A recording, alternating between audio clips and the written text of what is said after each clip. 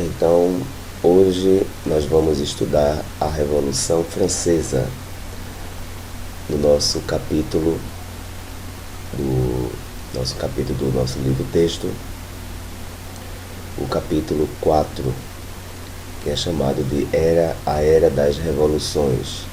E na Era das Revoluções nós estudamos as duas grandes revoluções na Europa do século XVIII, a Revolução Industrial e a Revolução Francesa. Vimos na aula passada a Revolução Industrial e agora vamos continuar a segunda parte da Era das Revoluções, que é a Revolução Francesa. Então vejamos. O que foi então a Revolução Francesa?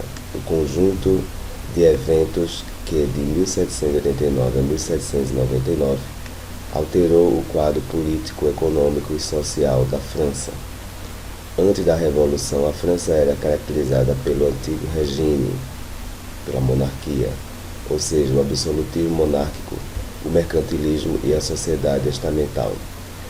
A Revolução rompeu com o antigo regime que dominava a Europa desde o século XV. Tornou-se assim um importante marco histórico, iniciando a Idade Contemporânea.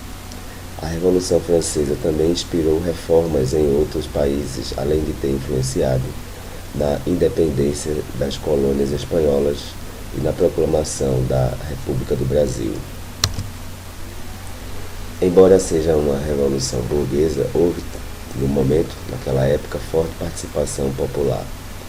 Representa um momento em que a burguesia, já detentora do poder econômico, atinge o poder político. Então, quais foram as causas da Revolução Francesa?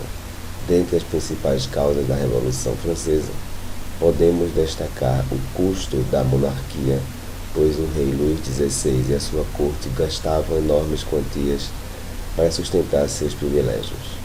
As ideias iluministas também influenciaram o desejo por reformas políticas e econômicas. Os ideais de liberdade, igualdade e fraternidade acabaram estampados nas cores da bandeira e também no hino da França. O gasto com guerras pesou na economia do país. A França participou da Guerra da Independência dos Estados Unidos e perdeu a Guerra dos 7 Anos contra a Inglaterra. Uma outra causa.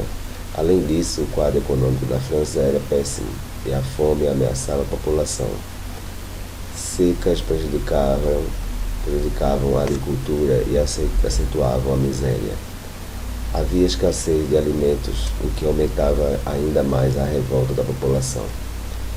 Uma outra causa também foi a divisão da sociedade francesa. Também pode ser considerada a causa da Revolução, pois não havia mobilidade e a posição social dependia do nascimento. No século XVIII, a burguesia se sentia prejudicada pela intervenção do Estado na economia, o mercantilismo da época. Politicamente, o reinado de Luís XVI caracterizava uma monarquia absolutista, poder ilimitado e de origem divina. Então, temos agora a divisão da sociedade da época, na Revolução Francesa. A sociedade francesa era estamental, dividida em 3 estados ou ordens, sem mobilidade social, que mantinha o privilégio de nascimento da nobreza. No primeiro estado tínhamos o clero, o alto e o baixo. No segundo estado, a nobreza, de sangue e de toga. E no terceiro estado tínhamos o povo, que era formado pela burguesia, e os pobres, camponeses, trabalhadores urbanos e desempregados. O primeiro e o segundo estados tinham isenção de impostos, logo o Estado francês era sustentado pelo terceiro estado, no caso a burguesia e os trabalhadores urbanos e os camponeses. No início da década de 1780, a França se encontrava em uma grave crise econômica e financeira. Suas principais causas dessa grave crise econômica foram a Guerra dos 7 Anos, a Guerra de Independência dos Estados Unidos e o Tratado Comercial de 1786. Fenômenos climáticos também prejudicaram as colheitas e aumentaram o preço do trigo e do pão, causando fome e aumentando a insatisfação popular. Os gastos da nobreza parasitária e o luxo das festas da corte francesa no Palácio de Versalhes eram bancadas pelos impostos pagos pela burguesia e os trabalhadores do campo e urbanos. Assim, a insatisfação da maioria esmagadora da população contra a monarquia fazia da França um terreno fértil para os ideais iluministas de liberdade, igualdade e fraternidade. As etapas da Revolução. A Assembleia dos Estados Gerais, que aconteceu em 1689. Para resolver a questão dos impostos, o rei convoca a Assembleia dos Estados Gerais com representantes dos 3 estados. Cada estado tinha direito a um voto, mas a burguesia queria uma votação por indivíduo, o que levava a violentas discussões. Diante da impossibilidade de resolver a questão, o terceiro estado se separou dos demais, declarando-se Assembleia Nacional Constituinte. Primeira fase da Assembleia Nacional Constituinte, que foi de 1689 a 1791. A Constituição representaria o fim do absolutismo monárquico na França. Em Paris, o povo invadiu a antiga prisão da Bastilha, que deu início à Revolução Francesa, no momento que representou simbolicamente o fim do antigo regime. Na zona rural, os camponeses invadiram castelos e incendiaram plantações e massacraram membros da nobreza e do clero, de grande medo. Aí temos aí a imagem da tomada da Bastilha em 14 de julho de 1789, quando se inicia a Revolução Francesa de fato. As decisões da Assembleia Nacional Constituinte: declaração do direito do homem e do cidadão, extinção dos privilégios feudais da nobreza, aprovação da Constituição Civil do Clero, a promulgação da Constituição de 1791. Aí é então redigida a Declaração dos Direitos do Homem e do Cidadão. A monarquia constitucional, que vai de 1791 a 92.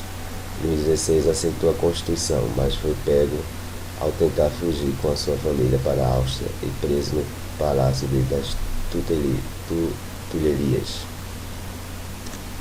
As monarquias absolutistas da Europa começaram a organizar uma ofensiva contra a França, e diante da invasão prussiana, a Assembleia convocou todos os cidadãos da guerra. A multidão enfurecida invadiu o local onde o rei estava preso, considerando-o um traidor. Os revolucionários aboliram a monarquia e proclamaram assim a República em 10 de agosto de 1792. A segunda fase da Revolução foi a Convenção de 1792 a 93, quando tínhamos os girondinos, os jacobinos e a planície ou pântano. Eram os 3 grupos que começaram a disputar o poder durante a Revolução. Então, aí temos o que? A Convenção decidiu por votação manter o rei deposto, cidadão Luís Capeto, à guilhotina. A execução do rei levou as nações absolutistas, Áustria, Prússia, Espanha, reinos italianos, Países Baixos e a Inglaterra, a formar a primeira coligação contra a França. Dentro da França houve levantes antirrevolucionários de camponeses instigados por padres reacionários e pela pequena nobreza. Em junho de 1693 tem início a República Jacobina, que é chamada o Terror, quando os sans-culottes e jacobinos invadiram a convenção e prenderam os líderes girondinos. Então temos aí a República Jacobina, que vai de julho de 1693 a julho de 1694, onde eles fazem a criação do Tribunal Revolucionário. Houve a criação do ensino público, nesse momento, e é gratuito. A abolição da escravidão nas colônias, e aí se tem os jacobinos perderam popularidade graças à carnificina das execuções, o que levou à volta dos girondinos ao poder no golpe dos 9 Terminador. A reação territoriana de 1694 a 1795, a execução de Robespierre e o restabelecimento da liberdade de preços e promulgação de uma nova Constituição que estabelecia que o poder executivo seria exercido pelo diretório, além do retorno do voto censitário. Temos aí a terceira fase da Revolução, o diretório, de 1795 a 99. Após a queda de Robespierre, a alta burguesia voltou ao poder disposta a consolidar suas conquistas. Em agosto de 1795 foi criado o diretório no qual 5 membros, chamados de diretores, exerciam o poder executivo. Esta fase encerrou-se em 1799. A crise econômica agravava-se a cada dia, a corrupção aumentava e faltavam alimentos. Com o passar do tempo, o governo do diretório foi ficando cada vez mais enfraquecido.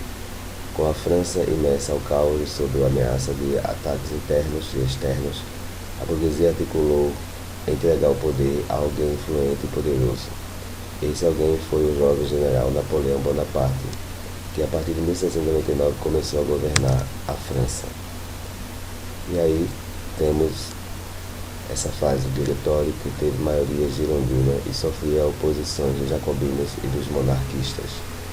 Enfrentou tentativa de golpes dos dois grupos com a conspiração dos iguais, cujo líder jacobino foi preso e guilhotinado pelos girondinos.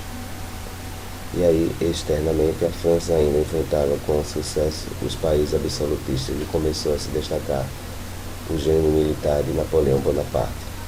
Para consolidar sua república burguesa, os girondinos apoiaram então o golpe de Brumário, onde Bonaparte, estando à frente, derrubou o diretório e instituiu o consulado.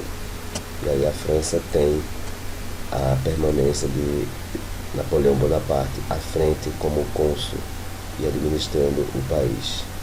É isso aí, turma. A gente então encerra esse segundo tema da Era das Revoluções, que é a Revolução Francesa.